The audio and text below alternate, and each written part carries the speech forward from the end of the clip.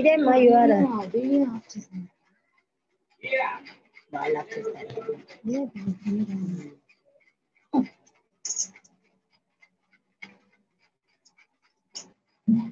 Of చేస్తారు కదా.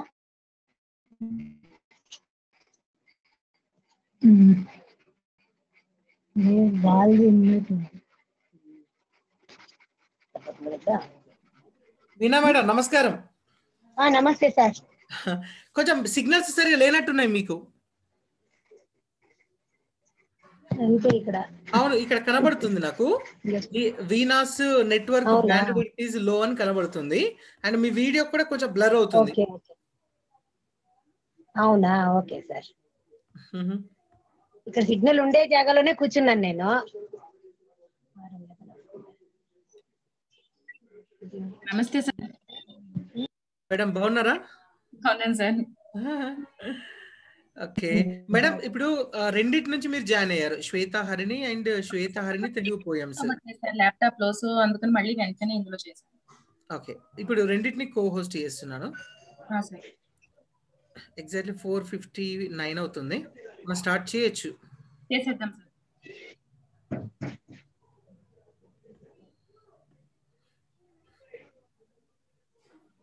Co host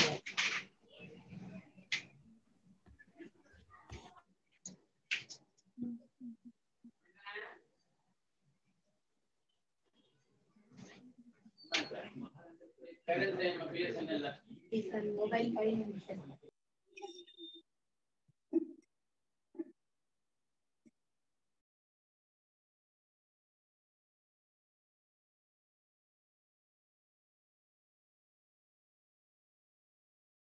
ఒకసారి షేర్ ద స్క్రీన్ చేయండి మేడం, చూద్దాం.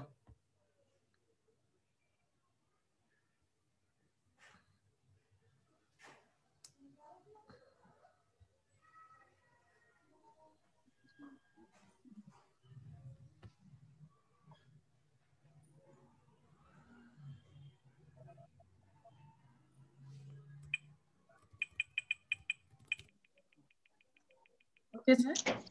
నిమిషం మేడం, నేను లైవ్ చేస్తున్నా.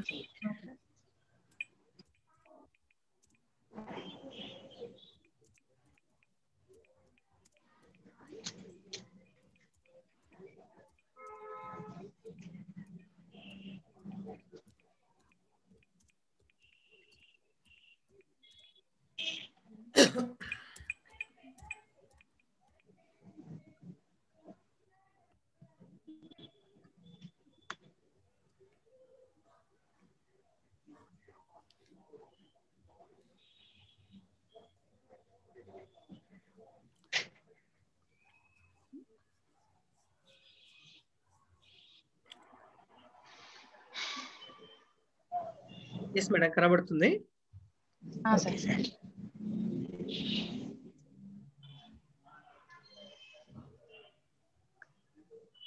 ఒక నిమిషం మేడం, నేను అందరికి లింక్ షేర్ చేస్తాను. ఓకే సార్, చేయండి.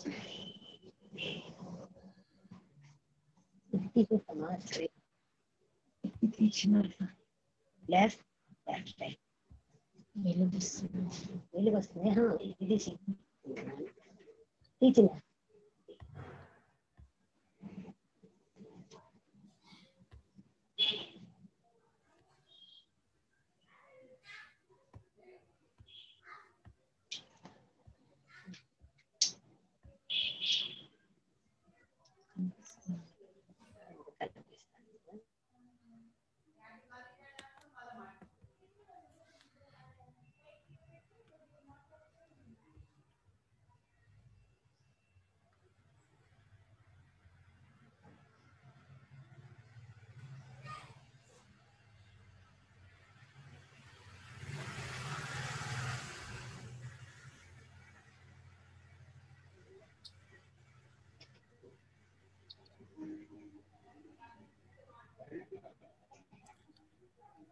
మేడం ఆల్రెడీ కొంతమంది జాయిన్ అయ్యారు, చూస్తున్నారు. మనం స్టార్ట్ చేయొచ్చు. 2 minutes అయిన తర్వాత స్టార్ట్ చేద్దాం మేడం. సరే సార్. జస్ట్ నేను ఒక్కసారి లింక్ షేర్ చేస్తాను అందరికి కూడా. Okay sir. సార్ నా వాయిస్ క్లియర్ గానే ఉందా sir? Yeah madam, everything is fine. Okay sir.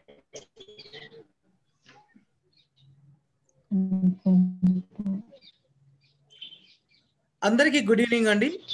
విషయం చూస్తున్నానండి. Thank you so much. కొంచెం ఒక్క 2 minutes నేను మన గ్రూప్ లో లింక్ షేర్ చేస్తాను.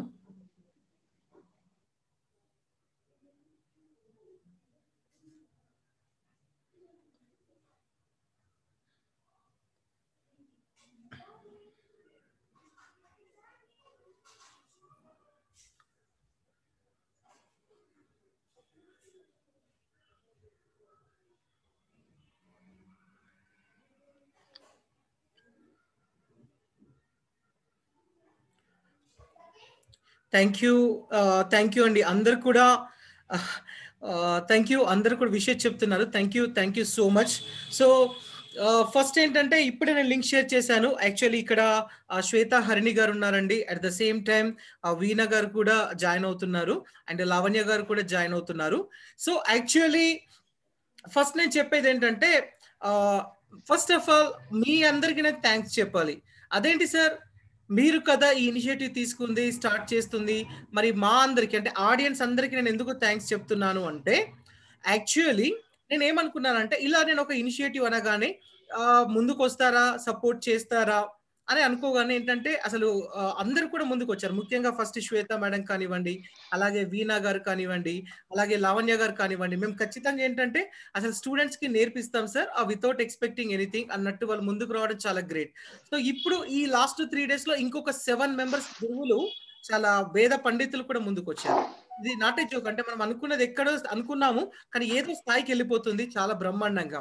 అండ్ నేను ఒక స్టార్టింగ్ లో ఒక 20 నుంచి 30 స్టూడెంట్స్ పార్టిసిపేట్ అవుతారేమో, మాక్సిమం 100 స్టూడెంట్స్ పార్టిసిపేట్ అవుతారేమో అనుకున్నాను. కానీ నిన్నటి వరకు అరౌండ్ ఒక 700 స్టూడెంట్స్ రిజిస్టర్ చేయించుకున్నారు. This is amazing, unbelievable. అంతా అసలు ఆ యొక్క దేవుడి లీలనే అనుకుంటాను నేను. ఎందుకంటే ఒక చిన్న కార్యక్రమం, అంటే ఇక్కడ పెద్ద ప్రచారం ఏం చేయలేదు. అండ్ నేను రెండోసారి కూడా స్టేటస్ పెట్టలే, ఒకటే రోజు స్టేటస్ పెట్టాను అంతే. నేను కూడా ఒకటే రోజు స్టేటస్ పెట్టాను అంతే. 700 members రిజిస్టర్ చేసుకోవడం అనేది చాలా ఒక గ్రేట్ ఒక అనుకోవచ్చు. అంటే మా యొక్క ఇనిషియేటివ్ మీరు అందరు ఇస్తున్నటువంటి సపోర్ట్ గా నేను భావిస్తున్నాను. ఈ రోజు కూడా చాలా మంది ఈ యొక్క మా యొక్క క్లాస్ ని మీరు లైవ్ గా చూస్తున్నారు. Thank you so much. Actually మేము అనుకున్నది ఏంటంటే రిజిస్ట్రేషన్స్ 20, 30, 50 వరకు అవుతాయి. నవంబర్ 28 రోజున మనం స్టార్ట్ చేయాలి అనుకున్నాం. ఎందుకోసం అంటే ఆ రోజు మా అబ్బాయి రెండవ అబ్బాయి పుట్టినరోజు అనమాట. అది మొదటి సంవత్సరం. సో ఈ కరోనా కష్టకాలంలో పెద్దగా సెలబ్రేషన్స్ చేయదలుచుకోలేదు, ఇష్టం కూడా లేదు. అందుకోసం కొన్ని వినూత్న పద్ధతులను ఆలోచించాను. అంటే పేదవాళ్ళకు నాకు కొన్ని ప్లాన్స్ ఉన్నాయి ఎలా సహాయం చేయాలని. ఇవన్నిటి ఆలోచనలతో పాటు నాకు వచ్చినటువంటి ఆలోచన ఏంటంటే ఆ పుట్టినరోజు నాడు అనవసరమైనటువంటి ఖర్చు పెట్టేదానికంటే కొన్ని చేద్దామని అనుకుంటున్నాను. దాంతో పాటు మన ధర్మం, మన సంస్కృతి గురించి వచ్చే తరానికి మనం నేర్పించే విధంగా, అసలు రాముడు అంటే ఎవరైనా క్వశ్చన్ వేస్తున్నారు కదా, రాముడు సీతను అడవికి పంపించాడు, ఆయన అసలు క్యారెక్టర్ అట్లాంటిదని కూడా వేరే వాళ్ళు క్వశ్చన్ చేస్తే మన వాళ్ళు సమాధానం ఇయ్యలేనటువంటి స్థితిలో ఉన్న చూడు, దౌర్భాగ్యం ఇది. అంటే అసలు కృష్ణుడికి ఇంతమంది గర్ల్ ఫ్రెండ్స్ అని అడుగుతున్నారు. అసలు మీకు అసలు కామన్ సెన్స్ అనేది లేదు. అసలు ఎందుకు ఏంటి అనేది తెలియక హాఫ్ నాలెడ్జ్ అంటారు చూడు, హాఫ్ నాలెడ్జ్ కూడా ఈ జనరేషన్ వాళ్ళకి లేదు. నిజం చెప్తున్నాను. అయితే అంటే ఈ రోజుల్లో మనము మన పిల్లలకు డబ్బులు ఇస్తున్నాము, ఆభరణాలు ఇస్తున్నాము, సంస్కృతిని ఇద్దామని నేను అంటున్నా. కరెక్ట్. నేను ఒక్కనే కాదు, మీరందరూ కూడా నాకు సపోర్ట్ ఇస్తున్నారు. ఎందుకంటే అలా సపోర్ట్ ఇవ్వడం వల్లనే మీరు రోజు లైవ్ క్లాస్ లో జాయిన్ అయ్యారు. అంతే. ఇప్పుడు నేను గొప్ప కాదు నిజానికి. ఎందుకంటే చూసేవాళ్ళు లేనప్పుడు మాకంటే ఆలోచన ఉండొచ్చు. మీరందరూ సపోర్ట్ లేకపోతే మేమే ఏం చేయగలుగుతాం?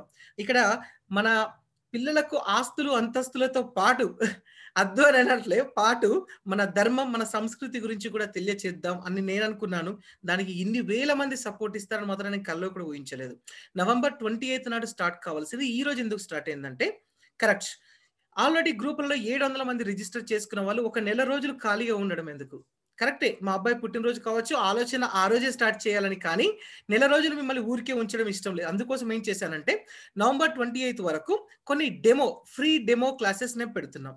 శ్వేత హరిణి గారు, అలాగే వీణా గారు చాలా సీనియర్ అండి, at the same time Lavanya గారు, వీళ్ళు ముగ్గురు, అలాగే ఇంకొక 7 members మనకు చెప్తున్నారు. వీళ్ళందరితో ఏంటంటే కొన్ని డెమో క్లాసెస్ పెట్టిస్తాను. ఈ డెమో క్లాసెస్ లో మనకి ఏం తెలుస్తుందంటే తప్పులు తెలుస్తాయి. నేను పర్ఫెక్ట్, నేను గొప్ప అని నేను ఎప్పుడు అనుకోను. నేను కొన్ని వందల మందికి నేను లైవ్ సెషన్స్ కండక్ట్ చేశాను. మార్చి నుంచి జరుగుతూనే ఉన్నాయి. ఎన్నో ప్రోగ్రామ్స్ నడుస్తూనే ఉన్నాయి. అయినప్పటికీ ఏంటంటే మేము గ్రేట్ అని నేనైతే అనుకోను. లెర్నర్స్ అనుకుంటాను. మొట్టమొదటిసారిగా ఏంటంటే ఇలాంటి ఒక హైందవ సంస్కృతి విషయంలో ఫస్ట్ టైం ఒక ఇనిషియేటివ్ తీసుకుంటున్నాం కాబట్టి ఎన్నో జరుగుతుంటాయి. అలాంటి తప్పులు జరగకుండా మనం చెయ్యాలి. నవంబర్ 20th నుంచి ఫుల్ ప్లెడ్జ్డ్‌గా చెయ్యాలంటే కొన్ని మనము డెమో క్లాసెస్ పెట్టాను. ఈ రోజు ఈ డెమో క్లాసెస్ అద్భుతంగా ఉంటదని చెప్పలేక కానీ బాగుంటుంది పక్కా. అయితే దీంట్లో జరిగేటటువంటి మిస్టేక్స్ లేదు. మిస్టేక్స్ కాదు, చాలా బాగుంది. కానీ కొన్ని మీ అభిప్రాయాలు ఉంటాయి. ఎలా అంటే ఇలా టీచ్ చేస్తే బాగుంటుంది. ఏజ్ గ్రూప్ సెపరేట్ చేద్దామా? టైమా? లేదు అంటే ఏ శ్లోకాలు పెడదాం? భాగవతం ఫస్ట్ తీసుకుందామా? మహాభారతం నేనేమంటా అంటే ఇవన్నీ కాదు. ఫస్ట్ చిన్న చిన్న పద్యాలు తీసుకుందాం. పిల్లల్లో ఇంట్రెస్ట్ క్రియేట్ చేద్దాం. వాళ్ళకు అంటే ఏదైతే డిఫికల్ట్ స్టార్ట్ చేసావో మళ్ళీ నెక్స్ట్ క్లాస్ రారిగా పిల్లలే అంతే. సో చిన్న చిన్న శ్లోకాలను తీసుకోవాలని నా ఇంటెన్షన్. ఒక్క నెల రోజులు అయ్యే లోపల వాళ్ళందరూ మా రూట్ లో ఉంటారు. అప్పుడు మా విజన్ మా సర్కిల్లో ఉంటే మేము ఏదైనా చేయగలుగుతాం. అందుకోసం వాళ్ళ ఇంట్రెస్ట్ పెంచే విధంగా ప్రణాళిక రాస్తున్నాం. ఈ ప్రణాళికలో టీచర్స్ హెల్ప్ తీసుకుంటున్నాం. ఇక్కడ పేరెంట్స్ హెల్ప్ చాలా ముఖ్యం. ఈ రోజు క్లాస్ తర్వాత పిల్లల్ని అడిగేసి ఆ తర్వాత మీ ఒపీనియన్ నాకు ఒక వాయిస్ క్లిప్ కానివ్వండి, అట్ ద సేమ్ టైం ఒక వాయిస్ క్లిప్ కానివ్వండి, లేదు అంటే ఒక చిన్నగా టెక్స్ట్ మెసేజ్ కన్నా పంపివ్వండి. సార్ క్లాస్ చాలా బాగుంది, ఇలా చే ఇంకా ఇది ఇట్లా చేద్దాం సార్, ఇంకా ప్రచారం చేద్దాం సార్, 1000 మంది 1,00,000 మందిని చేద్దాం సార్, లేదు సార్ ఈ క్లాస్ కొంచెం టైమింగ్స్ ఇట్లా పెడదాం సార్, లేదు ఈ పద్యాలు తీసుకుందాం సార్, ఈ శ్లోకాలు తీసుకుందాం సార్, ఈ ఏజ్ వాళ్ళకి అంటే మీరు ఎలాంటి సలహా ఇచ్చినా సరే, ఎలాంటి సలహా ఇచ్చినా పర్వాలేదు, రియల్లీ మేము రెడీ ఉన్నాం యాక్సెప్ట్ చేయడానికి. ఎప్పటి వరకు? నవంబర్ 28 వరకు ఒక 7 క్లాసెస్ నేను డెమో క్లాసెస్ పెట్టాలనుకుంటున్నాం. ఆ 7 డెమో క్లాసులలో పర్ఫెక్ట్ గా మనకు ఒక ఐడియా రావాలి. ఒక కరికులం డిజైన్ చేయాలి. 1 ఇయర్ కరికులం. ఒక సంవత్సరం పాటు మనం ఏం చేయబోతున్నాం అనేది డిజైన్ చేసుకోవాలి ఫ్రీగా. ఈ సంవత్సరం పాటు కూడా మిమ్మల్ని ఎవరు ఒక రూపాయి అడగరు. మాకు కావాల్సినటువంటి ఒక ప్రయోజనం ఏదైనా ఉంది అంటే కొన్ని వేల మంది పిల్లలు మన సంస్కృతి గురించి, మన ధర్మం గురించి నేర్చుకోవాలి. అంతే తప్ప ₹1,00,000 మాకు ఫండింగ్ రావాలనో లేదంటే ఇంకేదో రావాలని మాత్రం మా ఉద్దేశం కాదు. అలాంటిది మా మనసులో లేదు. సో ఇదే అండి. నా పేరు రవిశ్రీ పరిపల్లి. స్టార్టింగ్ లో చెప్పాల్సిన పేరు లాస్ట్ లో చెప్పాను. ఎందుకంటే ఫస్ట్ నేను మాట్లాడాల్సింది మాట్లాడిన తర్వాత అసలు నేనేంటో మీకు అర్థమవుద్ది కదా. అర్థమైన తర్వాత నా గురించి ఏదైనా చెప్తే మీరు వింటారు అనేది నా ఉద్దేశం. నా విజన్ గురించి ఫస్ట్ నేను చెప్పాను. So I'm Ravishri Parpati, organiser, and ఈ ఇనిషియేటివ్ తీసుకుంది నేనే. నాకు సపోర్ట్ ఇస్తుంది శ్వేత హరిణి గారు అండ్ వీణ గారు, అలాగే లావణ్య గారు. వీలైతే మనం ఒక శనివారం రోజు సాయంత్రం 5 నుంచి 6కి ప్రతి వారం అనుకున్నాము. ఇప్పుడు బుధవారం కూడా 5 నుంచి 6 వరకు అని కూడా అనుకుంటున్నాము. వీలైతే సోమవారం కూడా, అంటే సోమ బుధ శని 5 నుంచి 6 వరకు అని అనుకుంటున్నాం. ఎందుకంటే లైక్ 3 డిఫరెంట్ సెక్షన్స్ చేద్దామని అనుకుంటున్నాను. తెలుస్తుంది ఇప్పుడే చెప్పలేను నేను అన్ని కూడా. ఇది అయిపోయిన తర్వాత మనకు చాలా క్లియర్ గా తెలుస్తుంది. ఈ సెషన్ అయిపోయిన తర్వాత ఇంకొక 2 సెషన్లు అయిపోయిన తర్వాత ఏం చేద్దామని నాకు కూడా క్లారిటీ వస్తుంది. మీ అందరి సపోర్ట్ అవసరం అండి. ధన్యవాదాలు. ఇప్పుడు శ్వేత హరిణి గారు ఈ రోజు మొదటి డెమో క్లాస్, ఇది మొదటి క్లాస్ కాదండి, ఇది మొదటి డెమో క్లాస్. ఆ డెమో క్లాస్ అంటే ఏదో మళ్ళీ టైం పాస్ కోసం మళ్ళీ విషయాలు చర్చించుకుంటే ఇక లాభం లేదు. ఈ రోజు మీ పిల్లలు నేర్చుకోవాలి ఇవన్నీ కూడా. అండ్ ఇవన్నీ నేర్చుకునే మన గ్రూప్స్ ఉన్నాయి కదండి, మన గ్రూప్ ఉంది కదా, భక్తి సాంగ్స్ ఫ్రీ అని ఉంది కదా, ఆ గ్రూప్ లోపల పిల్లల వాయిస్ క్లిప్ 2 days లోపల పంపించాలి. అవన్నీ కూడా మేము వినేసి వాళ్ళకి ఏదైనా తప్పులు ఉంటే మేము చెప్తాం. ఆ గ్రూప్ చాలా ఇంపార్టెంట్. ఈ PDF ఫైల్ కూడా గ్రూప్ లో పంపిస్తాను. అట్ ద సేమ్ టైం మీ యొక్క పిల్లలు ఇవి నేర్చుకుంటారు కదా, 2 days టైం ఇస్తున్నాం.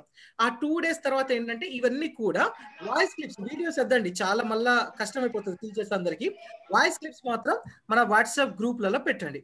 ఆ గ్రూప్ లో పెడితే టీచర్లు ఫ్రీ ఉన్నటువంటి టైంలో లేదంటే టైంని ఫ్రీ చేసుకోనో అన్నిటిని వినేసి పిల్లల్ని అభినందించడం లేదంటే సలహాలు ఇవ్వడం జరుగుతుంది. This is our plan. ఇది ఫ్రీ డెమో క్లాస్ అన్నట్టే, కానీ క్లాస్ కంటే ఎక్కువ ఉంటది.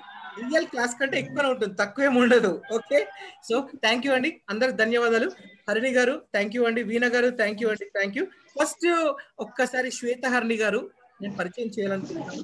మేడం ఉన్నారు, ఈ రోజు క్లాస్ తనే డీల్ చేస్తున్నారు. అలాగే వీణ మేడం గారు కూడా ఒక శ్లోకాన్ని నేర్పించబోతున్నారు.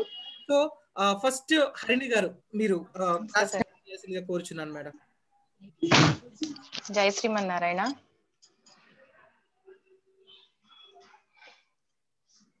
సార్ వాయిస్ వినిపిస్తుందా? Clear, everything clear, you continue madam. ఈ రోజుల్లో పిల్లలకి కల్చర్ అనేది మారిపోయింది. ఇలా కాకుండా మన ఆధ్యాత్మికంగా మనం ఎలా ఉండాలి, మన ట్రెడిషనల్ గా ఎలా ఉండాలి ఏంటి అనేది ఈ రోజు నుంచి రవిశ్రీ సార్ క్లాస్ లో మనం నేర్చుకుందాం. పిల్లలకి లేవంగానే మనం ఏం చేయాలి, అసలు దేవుణ్ణి ఎలా కొలవాలి, అదే కాకుండా పెద్దలకు ఎలా గౌరవించాలి, ఎలా బట్టలు కట్టుకోవాలి, ఎలా నుదుటిన బొట్టు పెట్టుకోవాలి, ఈ సాంప్రదాయాలన్నీ కూడా మనం నేర్చుకుంటే, ఇదే కంటిన్యూ చేస్తే చాలా బాగుంటుందన్న ఉద్దేశంతో రవిశ్రీ సార్ ఇలాగా అందరికీ అందుబాటులో ఉండాలని యూట్యూబ్ లో ఇలా మొదలు పెట్టారు. సో మనం ఫస్ట్ 2 చేతులు జోడించి నమస్కరించుకొని, ఎటువంటి సిగ్గు పడకండి. అందరూ పిల్లలు నేను చెప్పిన విధంగా చెప్పండి. మీకు తెలుసు, అందరికీ తెలిసిన విషయమే, ఎటువంటి కార్యమైనా మనం ప్రారంభించాలంటే ఫస్ట్ మనం విఘ్నేశ్వరుని కొలుస్తాం కదా.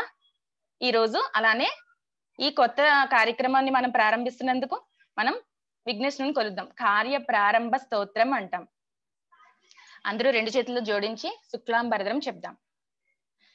శుక్లాంబరధరం విష్ణుం శశివర్ణం చతుర్భుజం ప్రసన్నవదనం ధ్యాయేత్ సర్వవిఘ్నోపశాంతయే.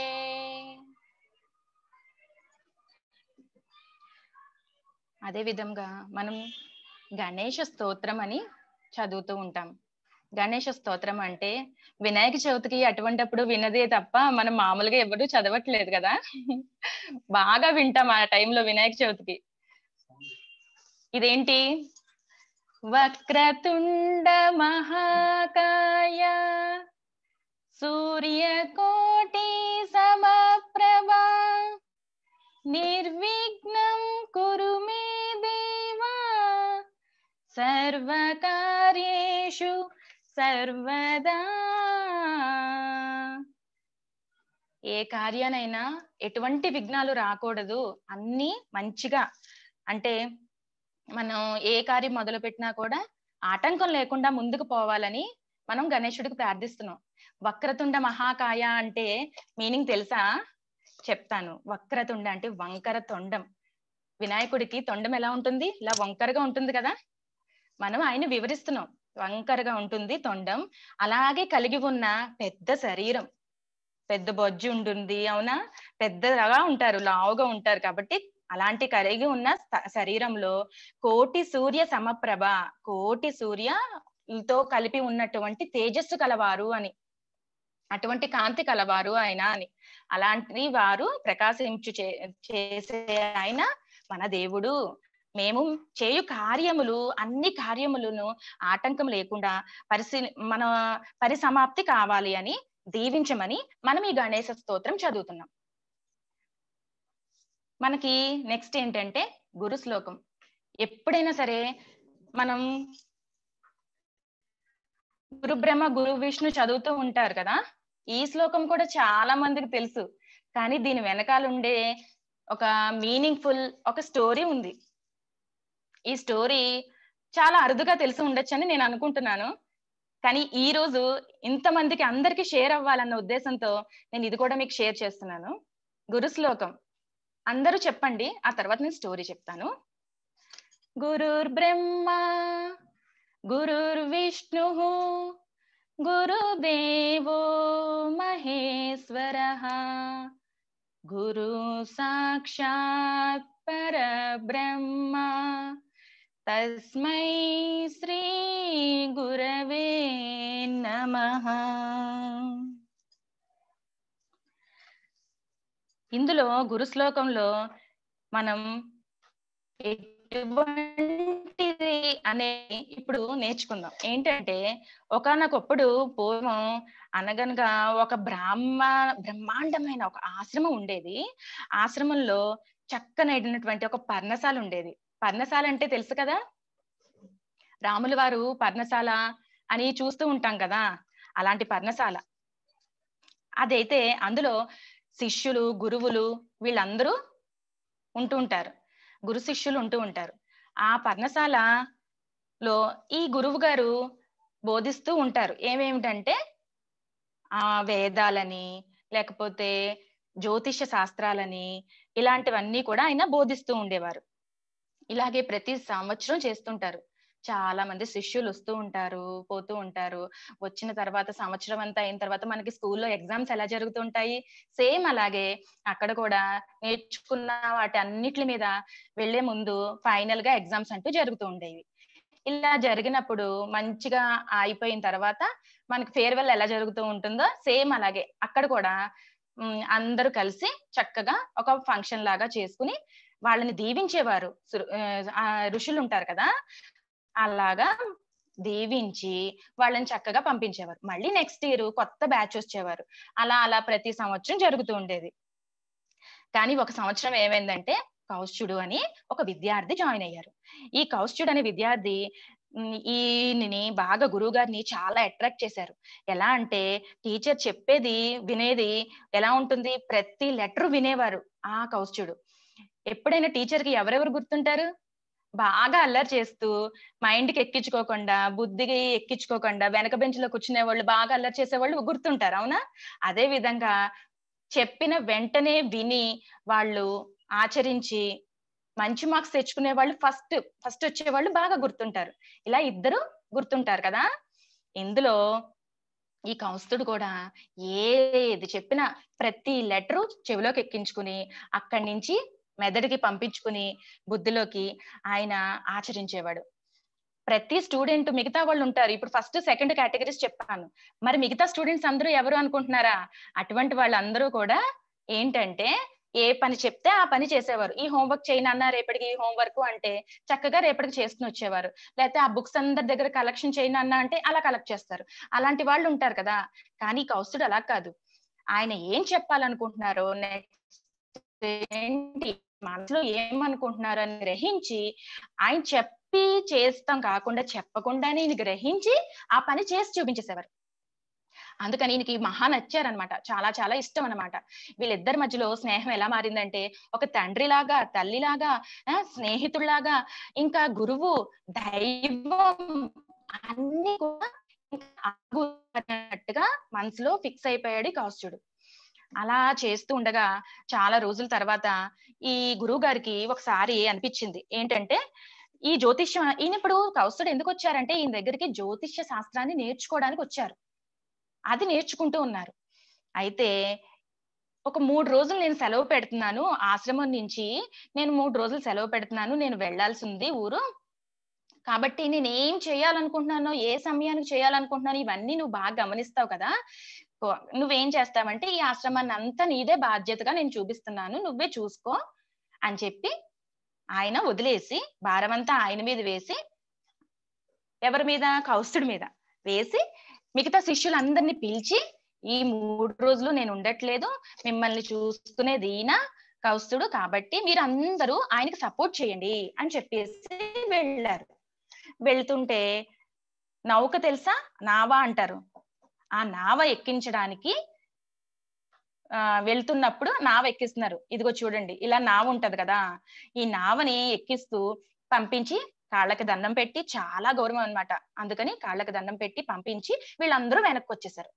ఇంకా ఈయన లేనందుకు బాధపడుతూ ఉంటూ ఈయన ఏం చేశారంటే ఒక టెస్ట్ చేసుకుందాం మనం, నేను ఎంతవరకు నేర్చుకున్నాను జ్యోతిష శాస్త్రాన్ని అని టెస్ట్ చేసుకుందామని ఆయన ఏం చేశారంటే ఈలోపే ఈ గురువు గారి దగ్గర నుంచి ఆయన నక్షత్రం ఏంటి, ఆయన జాతకానికి కావాల్సిన చూడాలంటే star wise, date of birth ఇవన్నీ కావాలి కదా, ఇవన్నీ సేకరించి ఆయన గురువు గారి లైఫ్ టైం ఎలా ఉంది ఏంటి అనేది పరిశీలిద్దామని టెస్ట్ చేసుకున్నారు.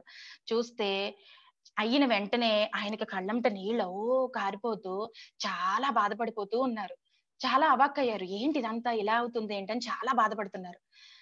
సరే ఇంకెవరికి చెప్పలేదు, చెప్పకుండా ఇంకా ఆ రోజంతా గడిచిపోయింది. నెక్స్ట్ డే అయింది. ఆ రోజు నేను చూసింది కరెక్టా కాదా, అసలు ఎందుకు ఇలా జరుగుతుంది, నేను మళ్ళీ ఒకసారి పరిశీలిస్తాను, నేను నేర్చుకున్న దాంట్లో నేను ఏమైనా తప్పుగా చూసానేమో అని బాధపడుతూ ఈయన మళ్ళీ వెరిఫై చేసుకున్నారు. వెరిఫై చేసుకుంటే ఆయనకి మరీ సేమ్ అలానే కనిపించింది.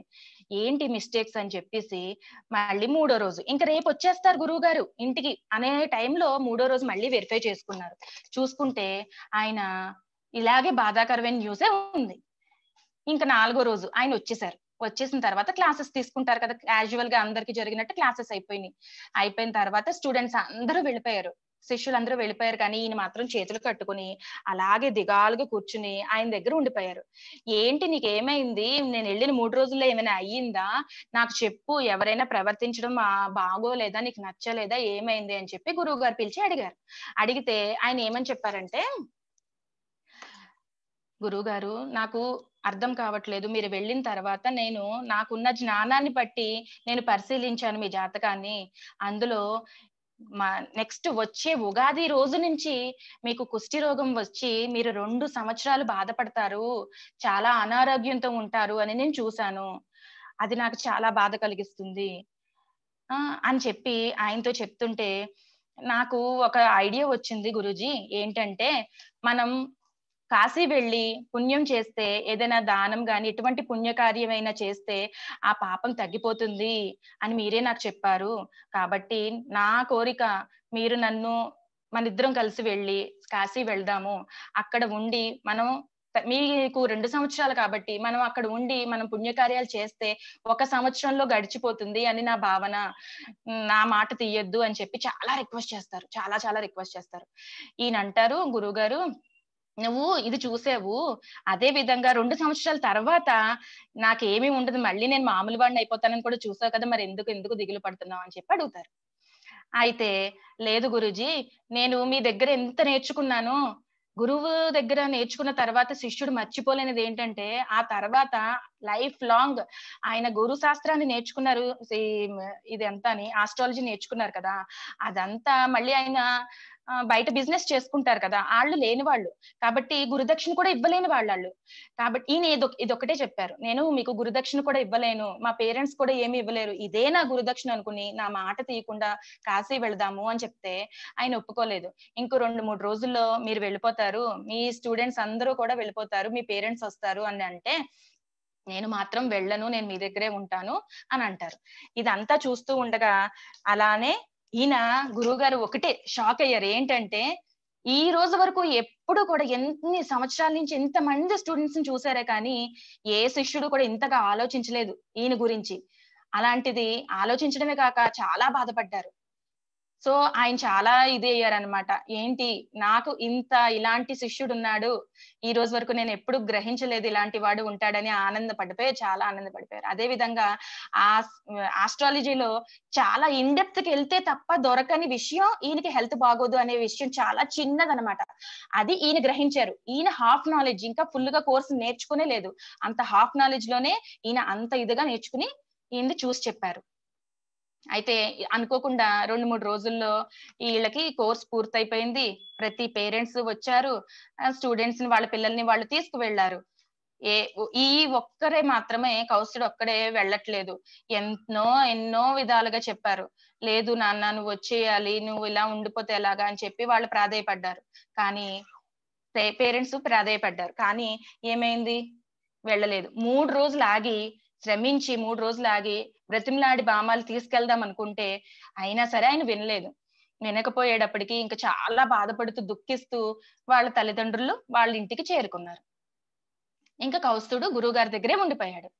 అయితే ఇలా ఉండిపోయిన తర్వాత ఇంకా ప్రయాణం కట్టారు కాశీకి. ఏమేం కావాలి అన్ని సర్దుకున్నారు. చక్కగా ఇద్దరు కాలి నడకని వెళ్ళారు. 2 చేతులకి ఇలాగా ఒకటి వేసుకుని చాలా బరువు మీద కొన్ని రోజులు ఉండటానికి అక్కడ కౌస్తుడు గురువు గారు కలిసి వెళ్ళారు. ఇలా వెళ్ళిన తర్వాత అక్కడ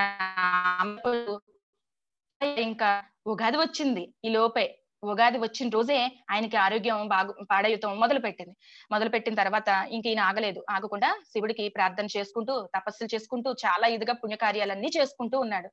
అయితే చేస్తూ ఉండగా ఈయనకి అనుకోకుండా, తెలిసిన విషయమే, అనుకోకుండా కాదు కానీ ఇలా పెరుగుతూనే ఉంది.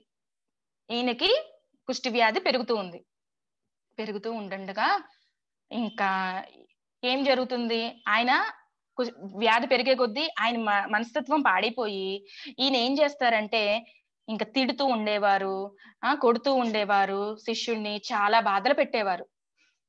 తినడానికి కూడా ఏమీ లేక భిక్షాటన కోసం అన్ని చోట్లకి వెళ్ళి ఈ కౌస్తుడు భిక్ష చేసుకుని తీసుకొచ్చి ఈయన కూడా తినకుండా ఆయనకి గురువు గారికి పెట్టేవాడు.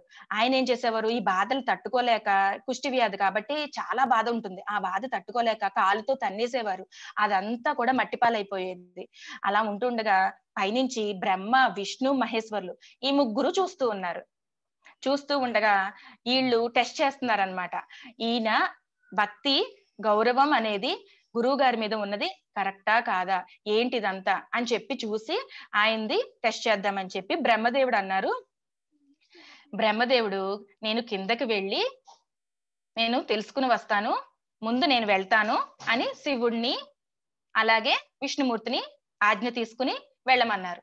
వెళ్ళారు, కిందకు వచ్చారు, మారు వేషంలో వచ్చారు. ఆ వేషంలో వస్తే తెలుస్తుంది కదా, అందుకని మారు వేషంలో కిందకు వచ్చి ఏంటి నాయన నువ్వు చేసేది, ఆయన అంత ఇదిగా మీ గురువుగారు ఇలా చేస్తుంటే కాళ్ళతో ఆ భిక్షాటన చేసి వచ్చిన భోజనాన్ని కాళ్ళతో తన్ని మట్టిపాలు చేశారు, నిన్ను తిడుతున్నారు, కొడుతున్నారు, ఇంత చేస్తున్నారే, నువ్వెందుకు ఇలాగా ఇంకా ఇంకా ఆయనే కావాలనుకుంటున్నావు అని చెప్పేసి అడిగితే, మీరు ఇంకా అలా మాట్లాడొద్దు, నాకు గురువు తర్వాత ఇంకెవరైనా ఇలాంటి బోధనలు చేసే వాళ్ళు నాకు సలహా ఇస్తే నేను అసలు వినను, అసలు నా దగ్గర ఉండద్దు, మీరు వెళ్ళిపోండి అని చెప్తారు.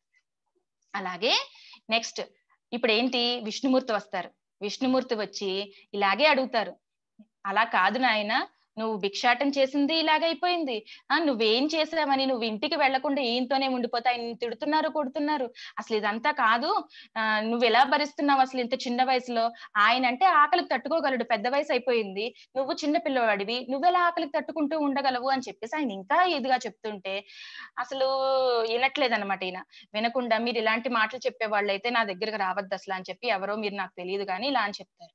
మళ్ళీ శివుడు వస్తారు. ఇప్పుడు శివుడు కూడా ఇలాగే ఏం చెప్దాము అనుకుని ఈ విషయాలే మళ్ళీ చెప్తూ ఉంటే, మీరు ఒకళ్ళ తర్వాత ఒకళ్ళు వస్తున్నారు, మీరేంటో నాకు తెలియదు కానీ మీరందరూ ఇలా చెప్పడం వల్ల నాకు నేను తర్వాత అంతా కూడా చేసుకుని డబ్బులు సంపాదించాలి, నేను అక్కడికి వెళ్ళిన తర్వాత ఈ టైంలో నేను వదిలేసి నేను వెళ్ళి నా గురువు గారు అక్కడ కుష్టి వ్యాధితో బాధపడుతున్నారు అన్న సంగతి నేను తట్టుకోలేను, కాబట్టి నేను ఎక్కడికి వెళ్ళను, నా గురువు గారి తర్వాతే నాకు ఇంకెవరైనా అంటే వీళ్ళు భక్తికి చాలా మెచ్చి వీళ్ళు బ్రహ్మ, విష్ణు, మహేశ్వరులు వాళ్ళ అసలు రూపాన్ని చూపించి వాళ్ళు ఏంటి అనేది చూపిస్తారు. ఇప్పుడు అంటారు, రేపొద్దున్న మోక్షం కావాలి అనుకుంటే మేము ముగ్గురువే నీకు కావాలి, మేము ముగ్గురం ఇప్పుడు చెప్తున్నాం, నీ మోక్షాన్ని మేము ఇస్తాము, నువ్వు వదిలేసి వెళ్ళిపో ఇక్కడి నుంచి అని అంటారు. అయితే అప్పుడు కౌస్తుడు అంటారు, లేదు గురువు గారు, మీరు ఇచ్చే మోక్షాన్ని మా గురువు గారికి ఇవ్వండి, మా గురువు గారు నాకు ఇస్తారు, ఆయన తర్వాత నాకు ఇంకెవరైనా అని చెప్పి ఈ శ్లోకం చదువుతారు. గురుర్ బ్రహ్మ గురుర్ విష్ణువు గురుదేవో మహేశ్వరః గురు సాక్షాత్ పరబ్రహ్మ తస్మై శ్రీ గురవే నమః అని అక్కడ మొదలైంది ఈ శ్లోకం. అయితే బ్రహ్మ, విష్ణు, మహేశ్వరులు చూసారా, ఫస్ట్ లైన్ లో ముగ్గురు వచ్చారు, వాళ్ళ ముగ్గురికి చెప్తున్నారు, నాకు సాక్షాత్ పరబ్రహ్మ అనేది ఈ గురువు గారే, కాబట్టి మీరు ఇచ్చే మోక్షాన్ని నాకు వద్దు, ఆయనకి ఇచ్చేయండి, ఆయనే నాకు ఇస్తారు అని చెప్పి ఆయన ఎంతో ఇదిగా గురువు గారిని అంత బాగా చూసుకున్నారు. ఇది దాని అర్థం. అందరికీ అర్థమైంది అనుకుంటాను. అద్భుతం మేడం. 18 సంవత్సరాల నుంచి టీచింగ్ ఫీల్డ్ లో ఉన్నాను, 18 years నుంచి. కానీ ఒక గురు బ్రహ్మ గురు విష్ణు అనేది ఏంటంటే పిల్లలు పాడుతుంటారు, మేము చాలా హ్యాపీగా ఫీల్ అవుతుంటాము, కానీ ఇంత అసలు అర్థం ఇంత గొప్ప స్థాయిలో ఉందని మాత్రం తెలీదు. వీణ గారు కూడా విన్నారు, చాలా అంటే మన ఏజ్ కంటే చాలా తెలిసిన వారు వీణ గారు. మేడం ఒక్క నిమిషం, మిమ్మల్ని అన్మ్యూట్ చేస్తున్నాను మేడం, మీరు అన్మ్యూట్ చేసుకోండి.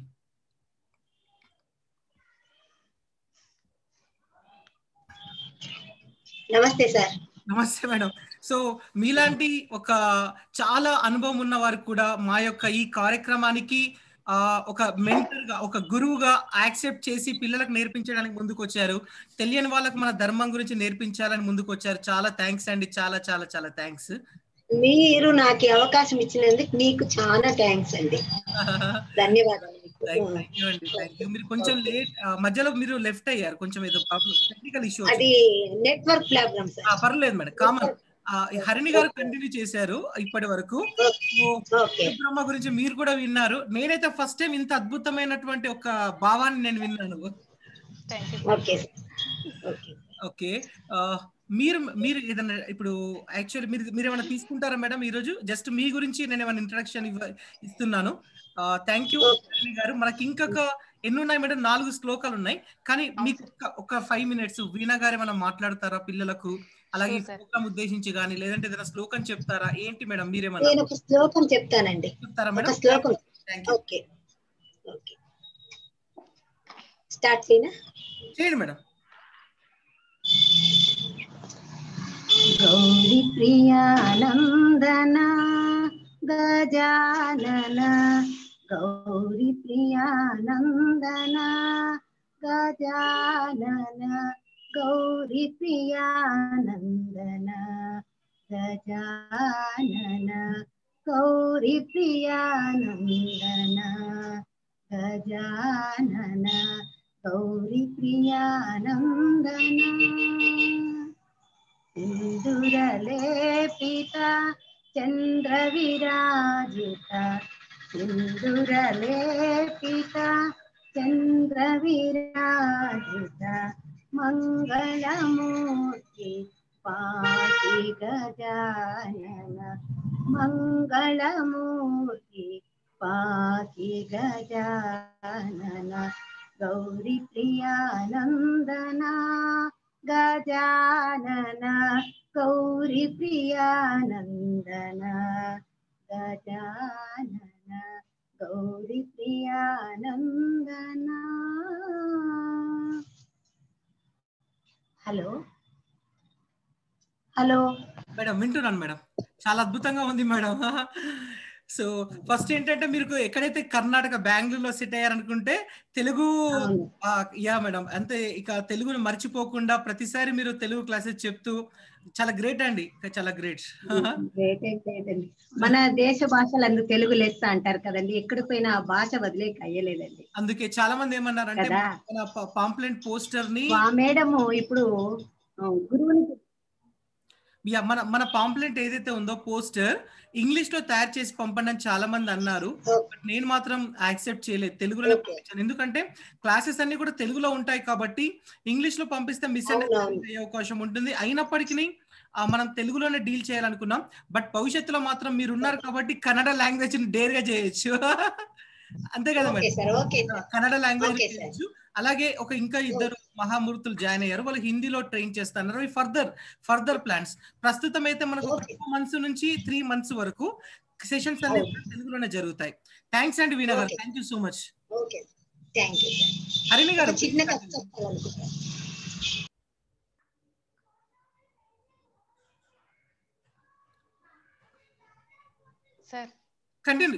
కంటిన్యూ చేయండి. ఓకే సార్, ఇప్పుడు మనం రామరక్షా స్తోత్రం అనేది చదువుకుందాం. ఈ రామరక్షా స్తోత్రం పేరులోనే ఉంది, వినండి. రాముడు రక్షించే స్తోత్రం అని అర్థం. రాముడు ఏం చేస్తారంటే, మనం ఏవైనా ఆపదలు రాకుండానే కాదు, ఆపదాం అపహర్తారం, ఈ శ్లోకం కూడా అదే స్టార్ట్ అవుతుంది చూడండి. ఆపదలు రాకుండా ఉండడానికి ఎటువంటి దానికైనా సరే రక్షించే స్తోత్రం. ఇప్పుడు ఈ కరోనా ఇవన్నీ జరుగుతున్నాయి కదా, ఇలాంటివన్నిటికి కూడా ఎటువంటి ఆపదలు రాకుండా ఉండాలని డైలీ చదువుకోవాలి ఈ శ్లోకం. అందరూ చెప్పండి. ఆపదా మపహర్తారం దాతారం సర్వసంపదాం లోకాభిరామం శ్రీరామం భూయో భూయో నమామ్యహం. ఈ శ్లోకం చదువుకోవడం వల్ల ఎటువంటి ఆటంకాలే కాదు ఆపదలు రాకుండా కాపాడతారు రాముల వారు. రోజు ఈ శ్లోకాన్ని మార్నింగ్ లేచి దేవుడికి దండం పెట్టుకున్నప్పుడు ఈ శుక్లాంబరధరం ఈ వరుసగా సేమ్ టు సేమ్ ఇలానే వక్రతుండ మహాకాయ, గురు బ్రహ్మ ఇటువంటివన్నీ చదువుతూనే ఆపదం అపహర్తారం కూడా చదువుకోండి, ఎటువంటి ఆపదలు రాకుండా ఉండాలని. అదే విధంగా ఇది కూడా రాముల వారిదే శరణాగతి శ్లోకం.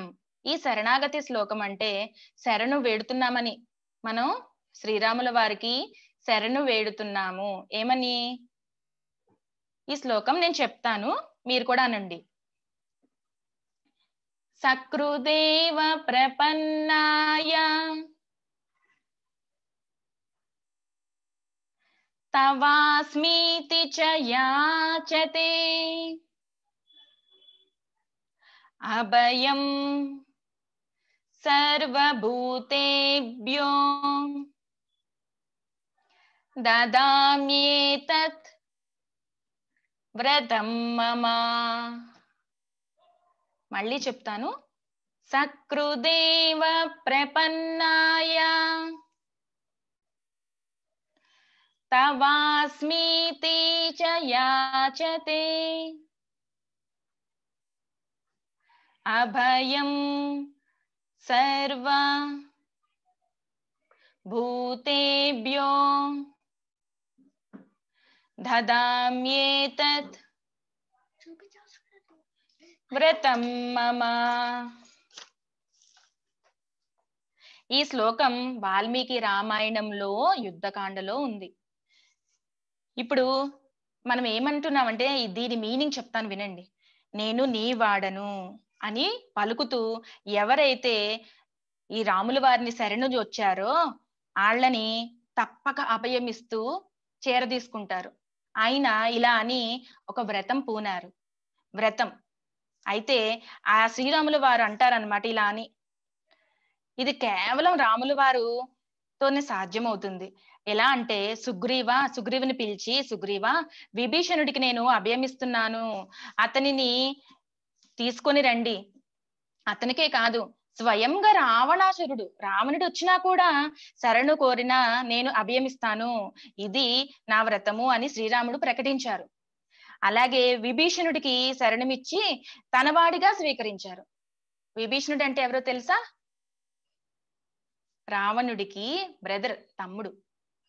ఆయన ఇచ్చిన, రావణుడే వచ్చిన ఎవరికైనా సరే నేను శరణమిస్తానంటే, అది ఎనిమి అయినా ఒక శత్రువైనా సరే నన్ను ఈ కోరిక ఇలాగా నేను నీ వాడను, నన్ను నువ్వే ఆదుకోవాలి అని ఒక్క మాట మన మనసులో అనుకుని ఈ శ్లోకం చదువుకున్నట్టయితే ఆయన మనకి దగ్గరకు చేర్చుకుని ఆ కార్యాన్ని ఖచ్చితంగా మన బాధను తీర్చడానికి ఆయన వ్రతం పూని ఆయనదే బాధ్యత అనుకుని చేస్తారనమాట.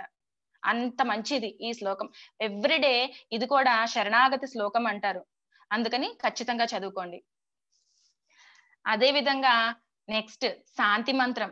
మనం ఈ శాంతి మంత్రాన్ని అన్నిటికీ లాస్ట్ లో చదువుకుంటాం అన్నమాట. ఏంటంటే ఓం సహనావవత్తు అనండి, అందరూ అనండి. సహనౌ భునక్తు సహ వీర్యం కరవావహై తేజస్వినావా దీతమస్తు మా విద్విషామహే. ఓం శాంతి శాంతి శాంతి.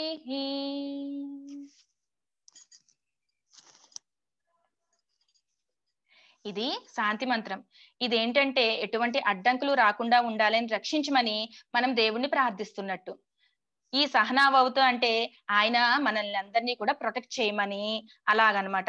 ఎప్పుడైనా సరే క్లాస్ స్టార్ట్ అయిన వెంటనే మార్నింగ్ ఇది చదువుకోవాలి కానీ స్కూల్లో మనకి ప్రతి స్కూల్స్ లో ఇలాంటివి చదవరు కదా.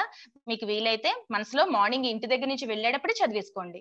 టీచరు స్టూడెంట్స్ ఇద్దరు కూడా చదవాల్సిన శ్లోకం ఇది. ఎందుకంటే టీచర్స్ మనకి ఏమైతే చెప్తున్నారో అవన్నీ మనకి మైండ్ లో గుర్తుండాలని, అదే విధంగా మనకి మైండ్ లోకి ఎక్కింది మనం బ్రిలియంట్ అవ్వాలి, స్టడీస్ లో మనం బ్రిలియంట్ అవ్వాలి అన్నా సరే ఎటువంటి ఆర్గ్యూ అవ్వకూడదు, ఇద్దరి మధ్యలో మనకి గొడవలు ఇలాంటి ఏది అవ్వకూడదు అన్నట్టు అన్నిటికీ శాంతిగా శాంతిగా శాంతిగా మనం ముందుకు వెళ్ళాలి అన్నట్టు ఈ శాంతి మంత్రం అన్నమాట. ఈ శ్లోకాలన్నీ కూడా మీరు చక్కగా నేర్చుకోండి. సార్ పీడిఎఫ్ పెడతారు. ఈ శ్లోకాలన్నీ కూడా చక్కగా నేర్చుకుని మీరు వీడియోస్ పెట్టండి. Sir thank you so much madam, thank you. అలాగే మీకు వీణా గారికి కూడా అందరికీ థ్యాంక్ యూ అండి. ఇక ఈ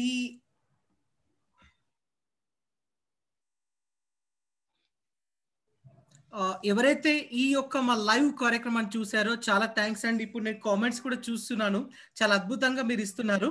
అక్కడ ఆ లైవ్ కామెంట్స్ ఇవ్వడం కాదు, మనకంటూ ఒక రెస్పెక్టివ్ గ్రూప్ ఉంది.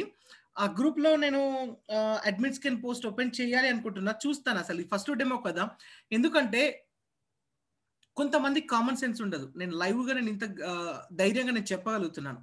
ఎందుకోసం అంటే అంటే ఒక మన యొక్క సంస్కృతి, మన యొక్క దేశం, ఇది ఒక మన యొక్క నాగరికత, మన మతం అనుకోవచ్చు, మనకు ఇన్స్పిరేషన్ శ్రీరాముడు అనుకోవచ్చు. ఎందుకంటే వాళ్ళ గురించి నేర్చుకోవద్దు, ఎందుకంటే వాళ్ళ గురించి తెలుసుకోవద్దు, ఎందుకంటే జై శ్రీరామ్ అనద్దు? నాకు అదే అర్థం కాదేంది, ఎందుకు అనద్దు? నాకు ఒక మాట చెప్పండి. ఇక్కడ అసలు ఏం జరుగుతుంది అంటే జై శ్రీరామ్ అన్నంత మాత్రాన వాడు ఒక తీవ్రవాది అయిపోతున్నారా? అలా ఎలా ట్రీట్ చేస్తున్నారు? ఇక్కడ ఏంటంటే ఏదన్నా ఒక హైందవ సంస్కృతి గురించి ఏదైనా నేర్పిస్తున్నారంటే తీవ్రవాదులు దాడి చేసినట్టు దాడి చేస్తారు. రియల్లీ చెప్తున్నాను. అది గ్రూప్ ఉంటే చొరబడేస్తారు, ఏదేదో మెసేజ్ పెడతారు. అందుకే ఏంటంటే ఆ గ్రూప్ లో అడ్మిన్స్ కెన్ సెండ్ అని పెట్టాను. మిగతా వాళ్ళు ఇంకా నేను గ్రూప్ ఓపెన్ చేయాలి, ఎందుకంటే అసలు చాలా మంది కొత్త వాళ్ళు ఉన్నారు, ఎవరెవరు నాకు తెలియట్లేదు అనమాట.